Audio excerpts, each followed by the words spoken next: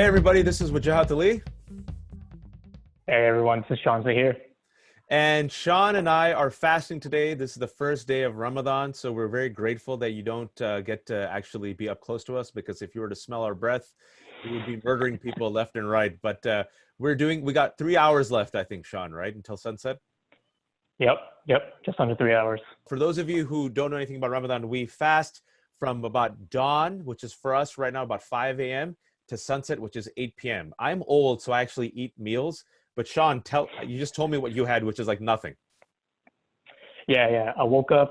For me, sleep is really important. So woke up, had a little protein shake, had 2 cups of applesauce, glass of water, and that's it. 2 cups of applesauce, ladies and gentlemen. Don't go crazy, Sean. Uh, Yeah, but this is also important because this is your first Ramadan and your first fasting ever since you gave a piece of your liver to save my daughter's life, which was in September. yeah, yeah. This is the first Ramadan post-op, and fortunately, I've been given the green light from all medical professionals. It's safe to go through with Ramadan. So real fortunate for that.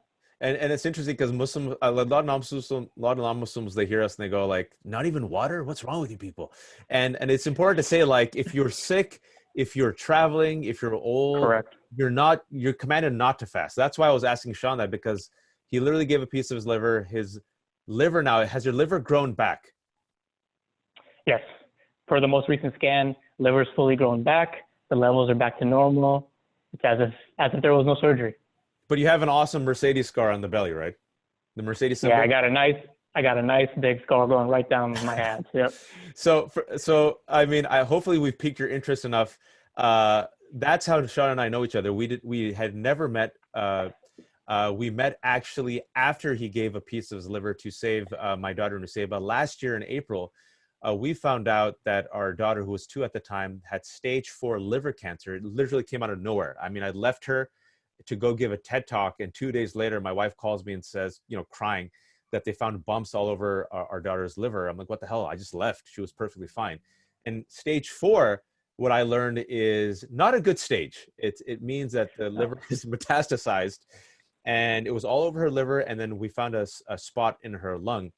And I've shared this with Sean before, that there's this Ali family curse and gift, where I get told throughout my entire life, both for good and bad, we've never seen anything like this. And the doctors at Children's Hospital had said we had never seen anything like with Nuseba's cancer, because a piece of the tumor had broken off, there was bleeding, her life-saving chemo was delayed, she had lost so much weight. So we didn't think she'd survive until May.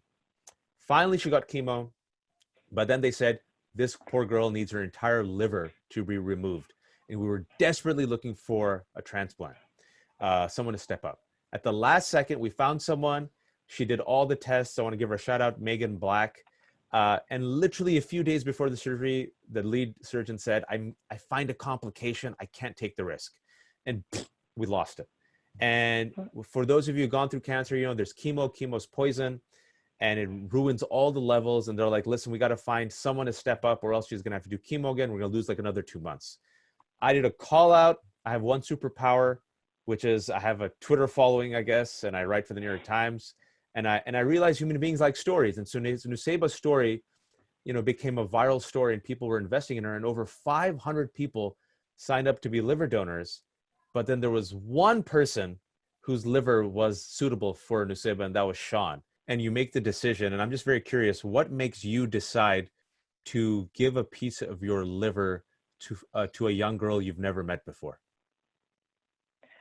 Honestly speaking, it was quick decision, because the way that I was raised, if you're in a position to help, it's your responsibility to do so. Whether it's providing a service to someone, helping someone out, putting food on someone's table, whatever it is, if you can help, it's your decision to do so. It's kind of the mantra that I've grown up with, the kind of mantra that I live my life with.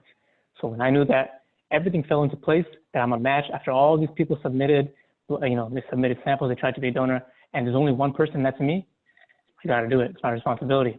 And that's something, it's 500 people signed up. They did those rampart of tests on so many people. And again, we've never seen anything like this. The Georgetown lady said, the assistant said, we've tried so many people and there's not a match. And, each time we heard that was like a gut punch, but they said, we found this one guy. who wants to be anonymous. And, because of your sacrifice, this little girl, Nuseba, is right here. I can hear her right now. And I was telling you, she got her Princess Leia costume. She's going to wear her Princess Leia costume. Her older brother Ibrahim is going to wear his Han Solo costume. And it's amazing that we actually still didn't know each other. We were both still anonymous to each other until the day of the surgery. And what I want to share with people is, I was there waiting, and I met your doctor. So apparently, your doctor and my doctor had finished the main job, and it was like the cleanup where I think they were stitching you guys up. So I met him, and he had tears in his eyes, and I said, what's up? He goes, I've done this surgery so many times, and I just want to tell you, you have a good man's liver in your daughter. And I said, how do you know that? He goes, I've done this so many times. Each time the person wakes up, they usually ask the following: when will I get back to work? Am I healthy? Am I safe? When will the liver grow back? The liver grows back, ladies and gentlemen. That's something I learned. The liver grows back. But he said, and again, he didn't tell me your name because we're anonymous. He said, this man, the first thing he said to me after he woke up was, when can I donate blood again?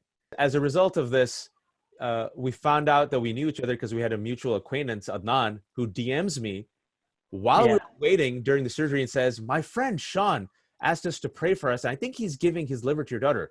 Oh shit, I don't think I was supposed to tell you. Then I said, listen, if you know his family, tell him we're here if they want to meet. And he goes, okay. And so he shared your wife's contact, and that's how we got to meet. And now, you know my daughter, and we've hung out, but it's been an interesting year. And now we have coronavirus. And from our point of view, I was talking to my wife, I wrote about this in the New York Times. I said, we thought February would be a new normal. The coronavirus happened. And I don't know about you, but for our last year, it was disruptions. It was like going to the hospital. It was loss of income. Like our whole world got flattened. But in a strange way, we thought that prepped us to endure what we're going through now. And for those who are listening right now, you were also part of this journey. You went through that mindset of life and death, and you could have died on that operating table. Yeah. What advice do you have for perspectives for those who are listening from the Aspen community, how they can endure coronavirus after what you have endured the last year? I think it comes down to everything has to be in balance. You've got to. For me personally, it was very important to, I took care of everything I needed to take care of here as it relates to my family, as it relates to work. But ultimately, I didn't let that sacrifice to the point where I wasn't enjoying life. And so if we're talking about Corona, everybody wants to go out, everybody wants to travel, summer's here. This is the time when you go out and you socialize. But you got to think long term. You got to think big picture. Just like when I was thinking about donating for Nuseba, I said, listen, God willing, everything goes well. This little girl's gonna be able to live the rest of her life. Same mindset, Corona. We just got to stay in. We got to follow the precautions for a little bit of time, and then boom, life's going to come back, and we can enjoy and live life as it should be. But it takes a little bit of sacrifice for a long-term reward. And for me, I wrote this piece in the New York Times, and what we learned, our 5 lessons, which I'll quickly mention, and this is again just perspectives. What we learned is there's a saying in Islam, we're both Muslim: tie your camel first, and then leave it to God. Which means, like you were saying, do everything you can in your power at the moment, and then you just have to let it go. And so for us, that means being socially responsible, getting educated, doing what we can to take care of our family. But then you also have to just let go. I've realized you just have to let go, because we were taking on cancer. And who am I? I'm just this middle-aged dad. Dads are supposed to fix everything. I couldn't fix cancer.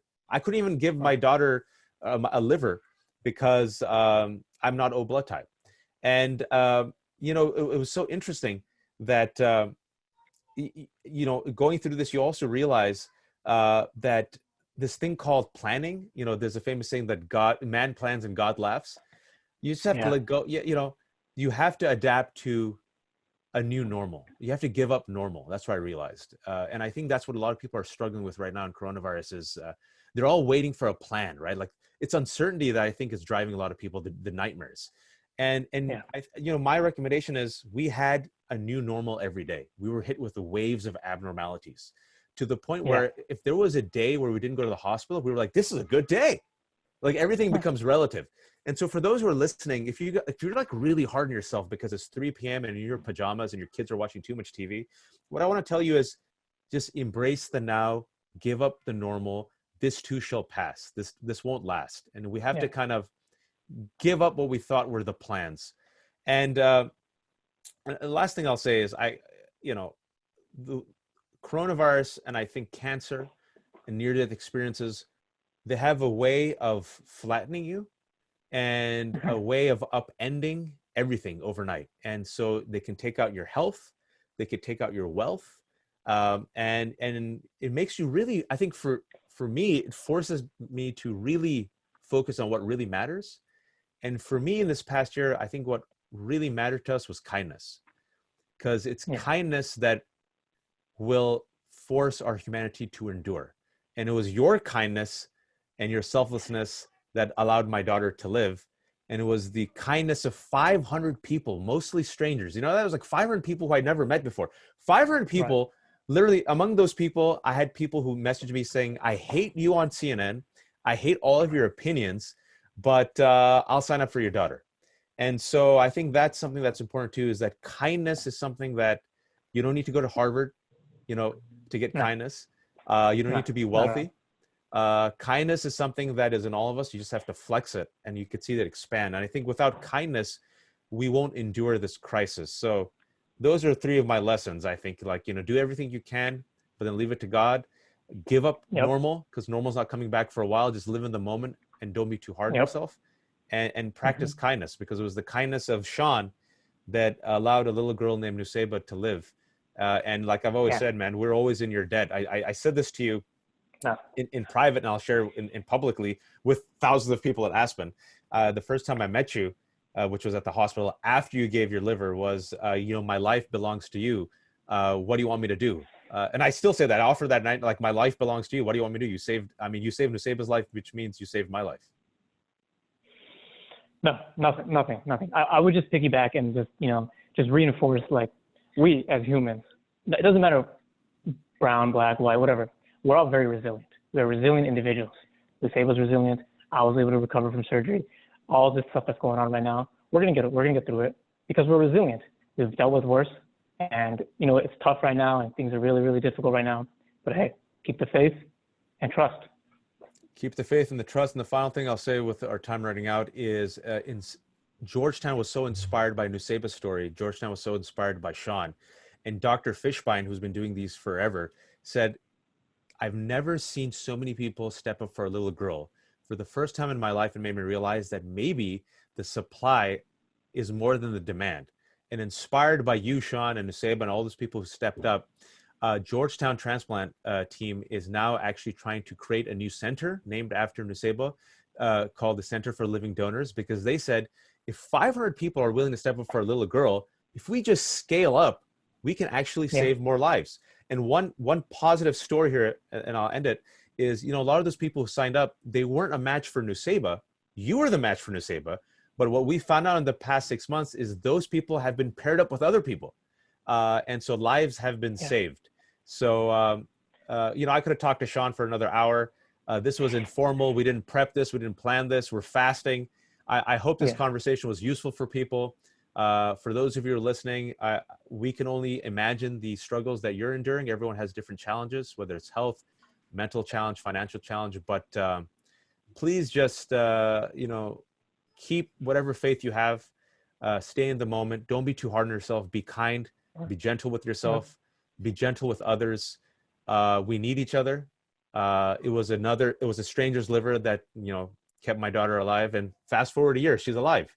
And so I think there's lessons here and perspectives, I hope, for everyone watching. Sean, final word. Everyone, keep the faith, keep trusting. We started as strangers. Now we're like family. It's all due to kindness. Everyone's got that in them. Take care. Take care, everyone.